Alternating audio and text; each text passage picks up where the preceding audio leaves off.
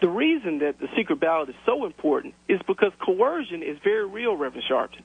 And this whole concept of a card check system basically means if you want the union, you sign the card, and it's there for somebody to check.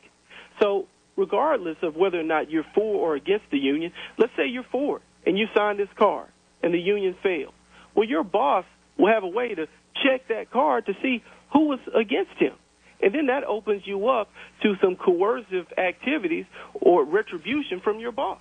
Yeah, well, what I don't understand about it, which is why I'm in the campaign, why wouldn't those of us that support workers being protected, why would we not want their privacy protected? I mean, why would we want them opened up to this type of possible coercion? Well, and that's the $50 million question, Reverend Sharpton. It's a question we've been trying to answer, but we think that at the heart of this issue is not about protecting workers. The heart of this issue is about the decline of union membership that's been going on in this country for the past 30 years. The unions at this point are in a death spiral, and much of it is tied to the exportation of production jobs from this country to other countries, and the unions... Yeah, the outsourcing and all. Well, I'm all for it, and as well as those that don't believe in the right to organize, when clearly I'm for any legislation that gives any state the right to organize. But I'm talking about specifically where workers are not protected in terms of coercion, in terms of these card checks that you're talking about, and this arbitration. Because explain, Charlie King, to me, the whole question of that you raised. If you have a federal arbitrator that says that this is the deal, even when the union was only established out of card check, this is the deal for 2 years, and there's nothing you can do about it.